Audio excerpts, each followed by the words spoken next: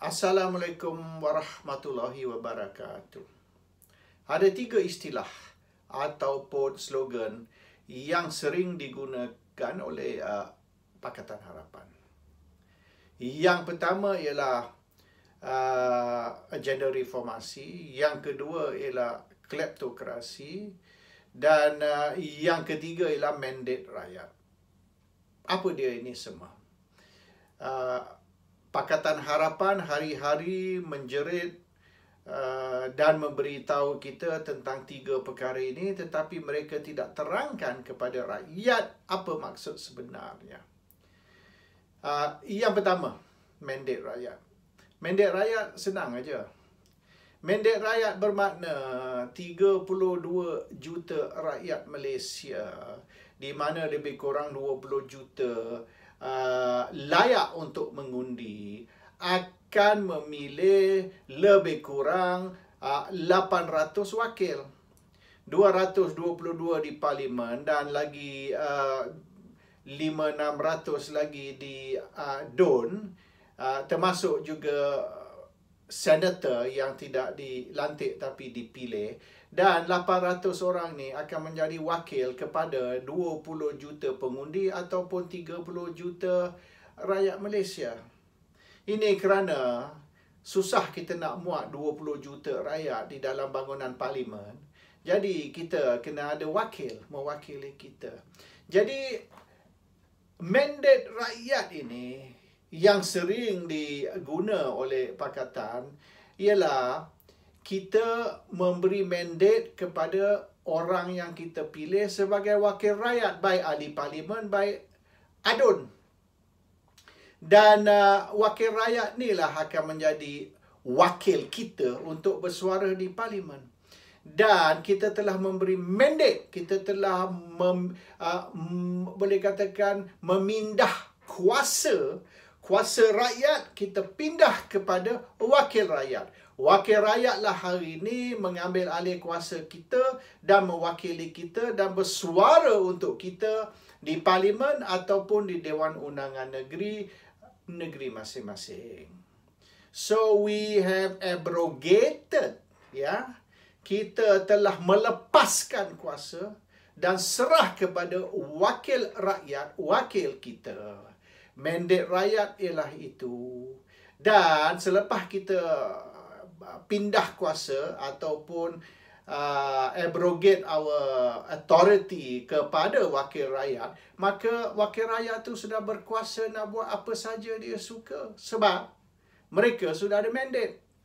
Dan sekira mereka nak mengundi secara apa sekalipun, itu kuasa mereka, bukan lagi kuasa kita. Kuasa kita sudah dipindah kepada mereka untuk buat keputusan bagi pihak kita.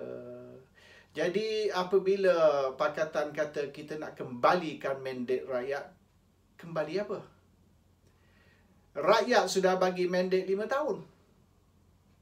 Nak kembali apa lagi? There's nothing to give back. Because the mandate has been handed over, transferred into the hands of the wakil rakyat. That is the thing. The mandate tu akan tamat apabila tamat sesi kerajaan, iaitu 5 tahun dari mulanya sidangan Parlimen atau sidangan DUN. Dan dalam 5 tahun automatik mandat tu akan tamat dan dalam masa 2 bulan pilihan raya baru akan diadakan. That is a real truth. Cerita mandat rakyat ni tidaklah complicating macam Pakatan cuba memberi gambaran. It is a matter of the power of the people has been given to the representative, because kita ada representative form of government. It's not direct government di mana 30 juta rakyat ataupun 20 juta pengundi akan masing-masing mengundi tiap-tiap isu. Tak ada. Kita mengundi sekali saja 5 tahun untuk memilih wakil. Lepas tu wakil lah yang akan menjalankan tanggungjawab mereka.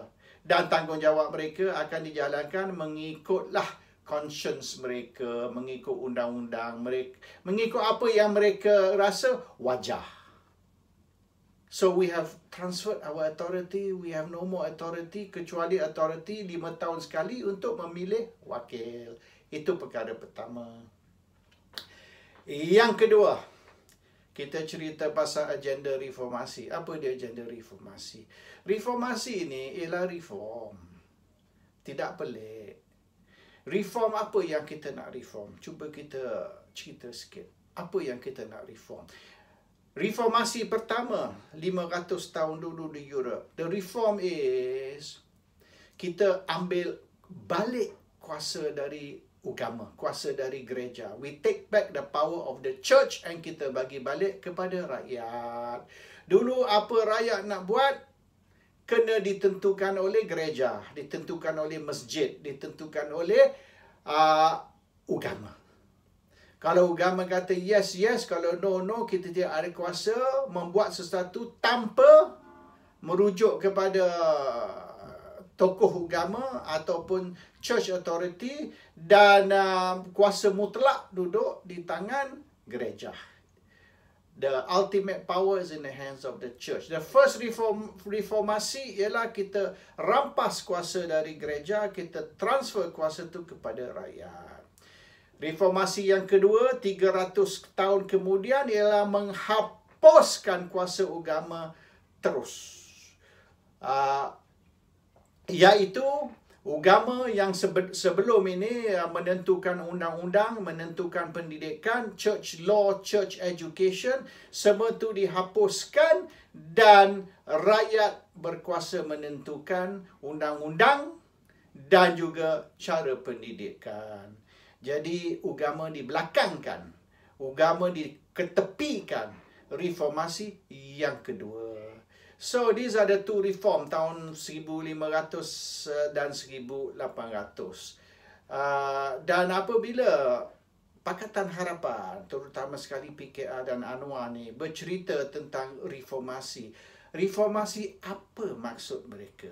Adakah reformasi yang dimaksudkan ialah sama seperti yang berlaku di Eropah tahun 1500 ataupun 1800 ataupun yang berlaku di Turki apabila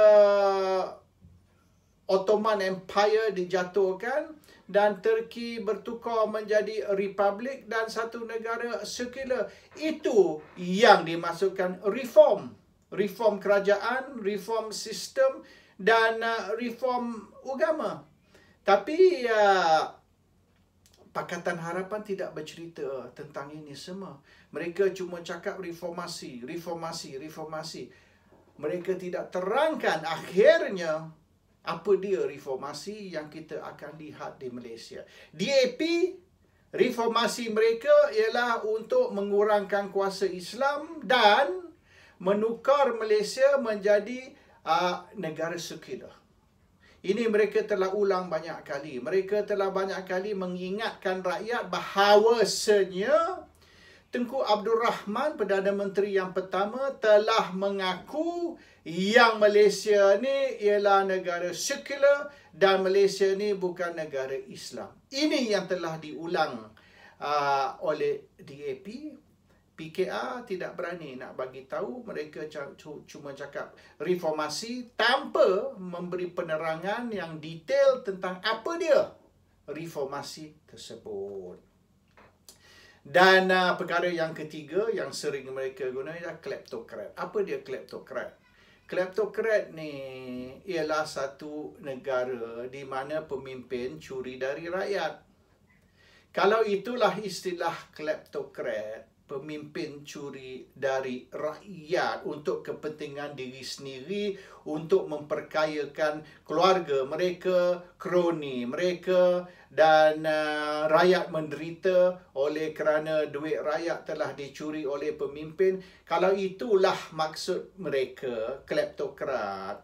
Ini bermakna kleptokrat ni, sistem kleptokrat atau kleptokrasi bermula semasa Tun Dr. Mahathir Mohamad menjadi Perdana Menteri tahun 81.